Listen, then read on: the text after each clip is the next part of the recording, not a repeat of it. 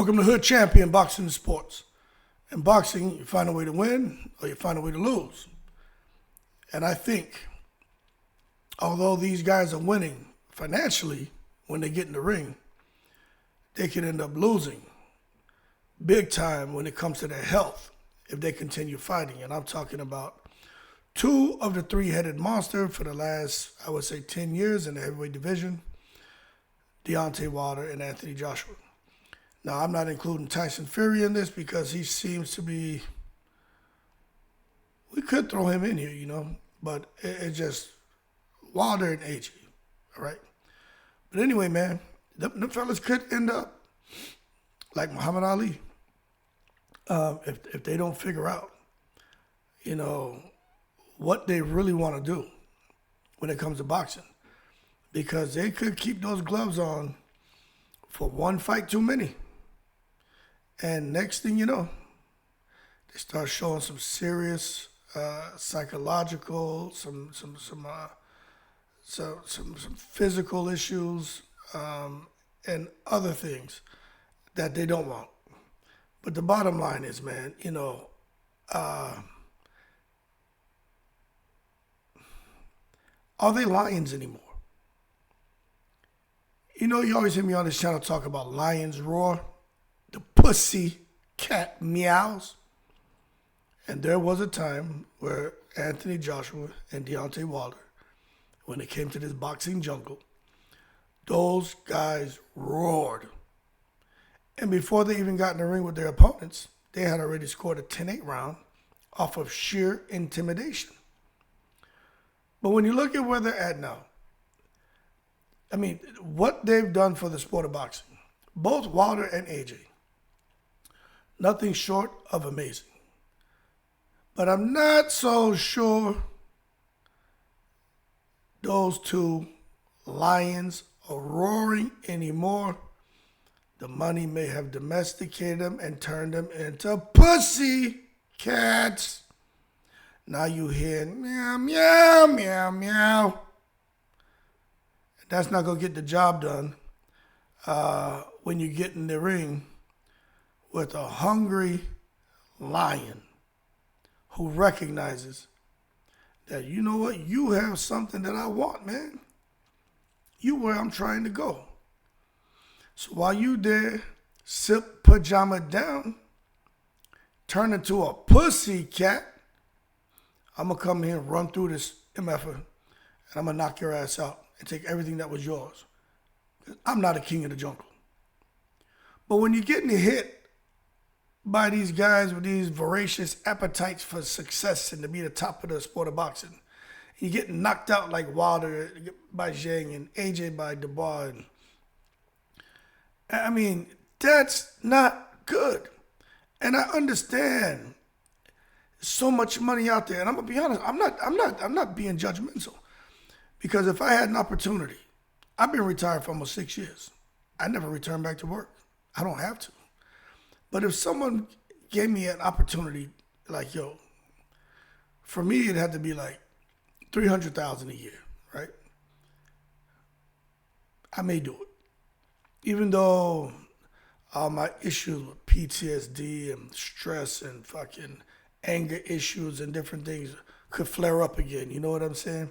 I'd probably go out there and try it, even though I know for me, mentally, it probably wouldn't be good. Physically, it wouldn't be good because that shit just takes a toll on me, So when I watch these guys say, no, I'm going to chase this 30 million, 40 million. I'm going to chase another 20 million. I can't fault them, especially when there's no one really there looking out for their best interests. Let me tell you something. One of the worst things I hear people say to individuals is, you got to do what you got to do. Oh, yeah, I know, but, man, do what you got to do. Do what makes you happy. Those are the worst people to have in your fucking corner. Well, I'm more like, okay, I hear you, and I can understand the temptation to go out there, Wilder and AJ, to chase that $30 million payday. But what did you come into sport for, first and foremost? Did you accomplish that? Okay, you did. All right. Are you hurting for money? Will your kids ever suffer financially? Will the next generation, your grandchildren, suffer financially? So what you doing? Make sure you have a financial advisor. That 100 million or so you have, make sure that shit, you can reinvest that shit, man, at 10%. And you can have that coming to you every year the rest of your life. You can just chill. But going out there and forcing something now to where you run the risk, getting your brain damaged, risk of now you're suffering, man, physically, emotionally, spiritually. Is it worth it? You watch Muhammad Ali. Everybody loved Muhammad Ali. Everybody loved him. And Muhammad Ali didn't question nothing because he was a man of faith. But I'm going to tell you this, right? If Muhammad Ali, because he probably would just say, Allah knows best, right? Something like that. But you think Muhammad Ali wanted to be in the condition he was in? And when you watch Wilder and AJ out here still fighting, these guys with these appetites for destruction, if their heart's not in it, they need to bounce. You can't come out here locking horns with these guys who are looking to do serious damage to you, and you just looking to have your way. You see, these guys fight back. They're getting the 10-8 round before you enter the ring, that shit's out the window now. Nobody's scared of AJ. Nobody's scared of Wilder anymore. Those days are over. There's only one Mike Tyson. And Mike Tyson to this day has people intimidated. Mike Tyson never changed being mean, being ferocious. He never changed what his true intention when he got in the ring. Mike Tyson always came in the ring looking to kill your ass. These guys aren't quite like that. Mike Tyson was mean outside the ring. That one was just mean. So to this day, that's why Mike Tyson, he gets 10-8 rounds before fights even start. He's about to fight Jake Paul. Still got a 10-8 round. Jake Paul's uneasy, even though Mike Tyson's almost 60. So for Anthony Joshua and Wilder, they need to understand that, because getting knocked down in the first round of a fight, the first rounds are rounds that you can give that round away. Circle away, avoid the big shots, move around. You come in there in the first round, you get knocked out, almost knocked out cold. The first round? You can't survive the first round? That, to me, is a problem, man. And you look at Anthony Joshua and Dubois. That was, don't get me wrong, it was a sensational fight. It really was. But the first round, to go down the way he did, that was a travesty. Getting hit like that, and Dubois, every time Dubois hit him, he fell down. Somebody was like, man, I think AJ was drugged. I'm going to tell you this. If AJ was drugged, I don't think he could have somehow survived into the fifth round. If he was drugged, I don't think he would have been able to land that big right hand on Dubois and had Dubois dancing salsa in the ring. AJ almost had Dubois out. He got greedy and paid the price. Very simple. Now, conversely, we talk about Deontay Wilder. Deontay Wilder has showed me nothing since Tyson Fury that Deontay Wilder should continue fighting. Showed me nothing. At the highest level, anyway. If these guys are going to fight C-level fighters, little snow cones, cab drivers, then that's what they should do. But getting in here fighting with these hungry lions, when you out here meowing, don't do it. Your heart ain't in it. And it's just like me being retired. I mean, for me to go do something, when I'm out here on cruise control, it's going to take a lot to get me up out of here. I'm telling you. But to see these guys getting laid out like that and getting mauled is horrible. And you watch Zhilei Zhang. Now Zhilei Zhang want to fight Dubois. You watch how that fight goes. That shit ain't going to be easy for either one. I think Zhang will get Dubois. That southpaw style and that big power. But you just don't know, because Dubois, and this is the other thing, these fighters are okay with fighting a little dirty too to get a victory. So Anthony Joshua got knocked out by fists. Wilder got knocked out by fists. What about if they get in a fight and things are going pretty evenly matched, and now they got a guy who's headbutting them, elbowing them, hitting them low blows? Shit just their problems start to compound. But I don't know, man. I just think when you look at these fighters, I think they're kind of going to like a welfare state. You know what I'm saying? And I think the hunger's been lost, man. And even some of these other guys, I think when they are coming up, they probably come from poverty. Others just come from a rough background. And some feel that this is their way out of a situation. This is the way to put food on the table, take care of their family. But once you're no longer in poverty, once you have achieved all the success, the accolades, and you have all the money, putting food on the table is not a problem. You have multiple homes, multiple investments. The next 2, 3, 4, 5 generations is set. What is your motivation to get in that ring? And to be that lion and roar instead of that pajama down pussycat meowing. If you don't have that motivation, you can end up like Muhammad Ali. Muhammad Ali fought for money, man. It wasn't even at a point where he was doing it because he thought he was great. Mike Tyson called it quits because he was like, I'm just fighting for money. You can see, like in all fighters from the past and some of these fighters today, you can see when it's like there's a change in them. You know, it's very noticeable. You can see we're like, nah, they ain't the same. Whether it's physically or mentally.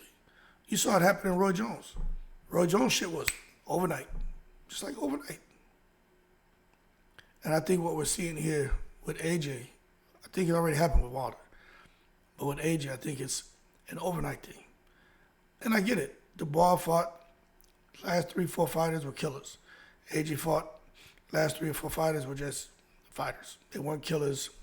Really, people wouldn't consider them top 10.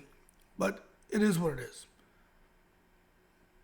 But for AJ to go forward, I'm going to tell you right now, AJ doesn't sound motivated to push for that immediate rematch with Dubois the way he was when it came to Andy Ruiz. You remember after the fight, Eddie Hearn, we want the fight, we want the fight.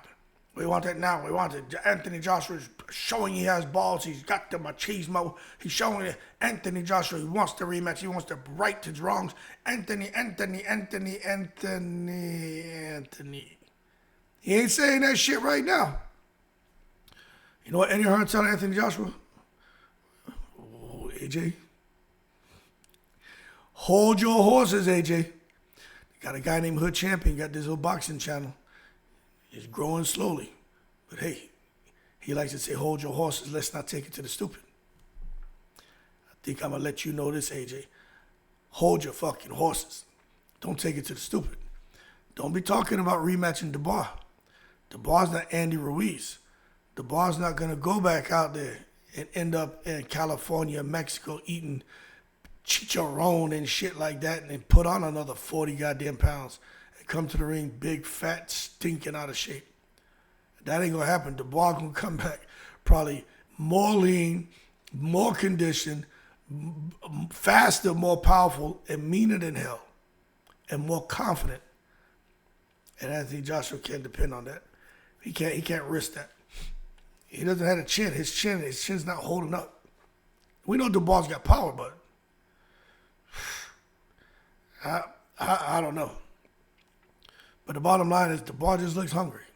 All these fighters looking hungry. Bacoli looks hungry. Caballero looks hungry.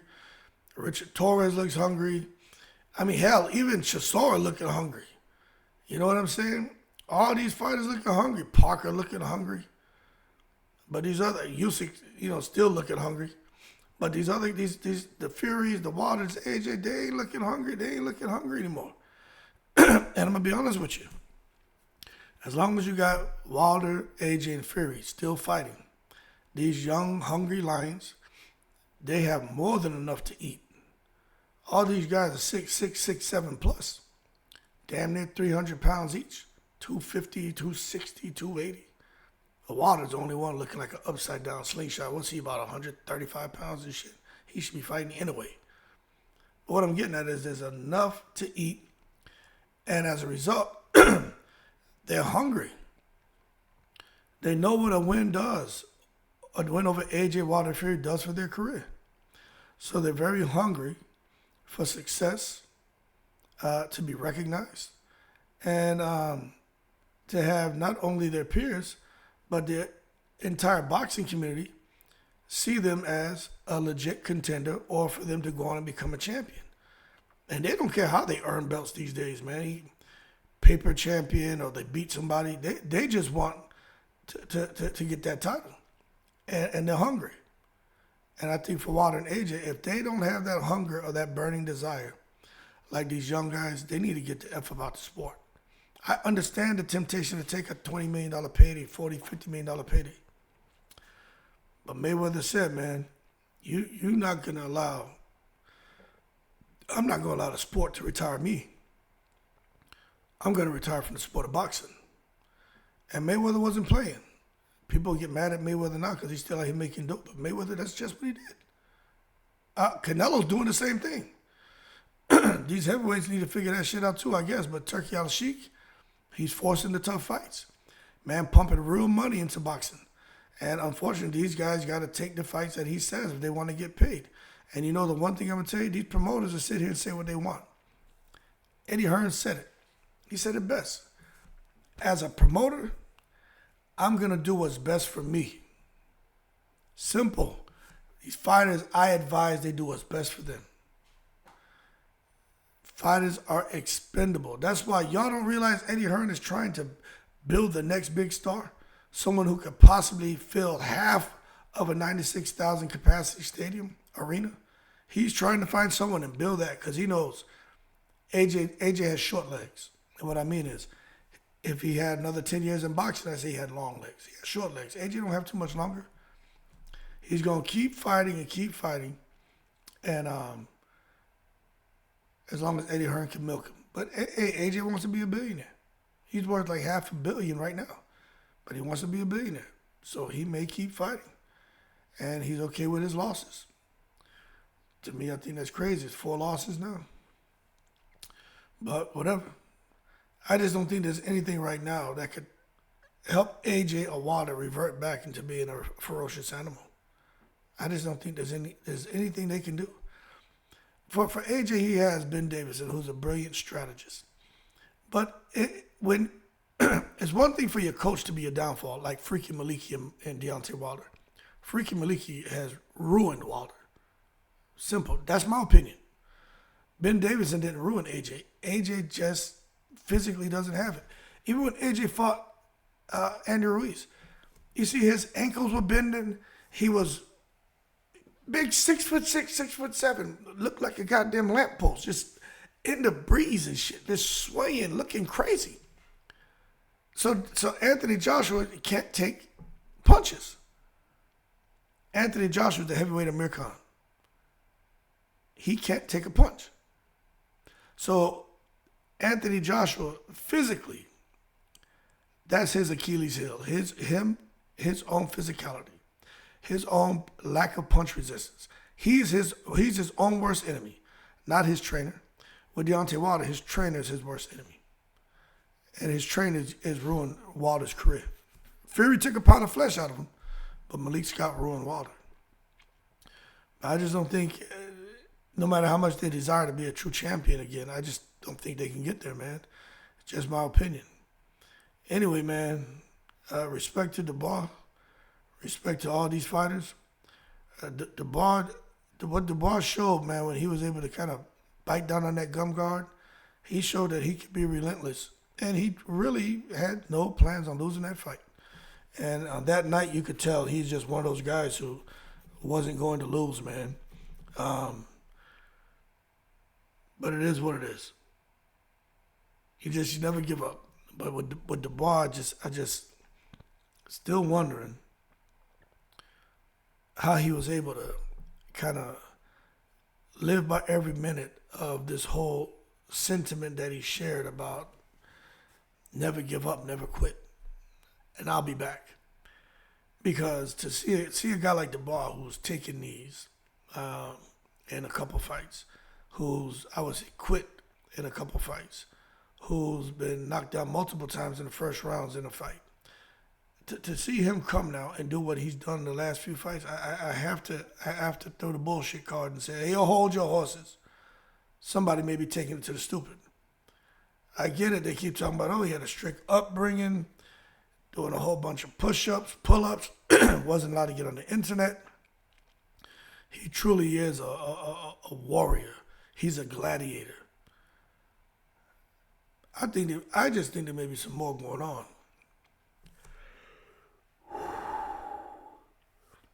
I'm still trying to understand how you come back from damn near obscurity to being the top three in the sport of boxing. Right now it's Usyk, Fury, Dubois. Then probably Zhang. Then Parker. This is how I see it, not what's on the internet. Usyk, Fury, Dubois, Zhang, Parker.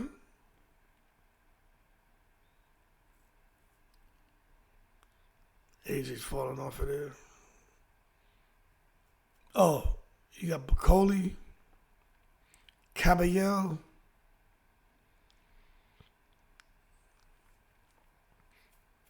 Then it is what it is. But yeah, that's how I see it, man.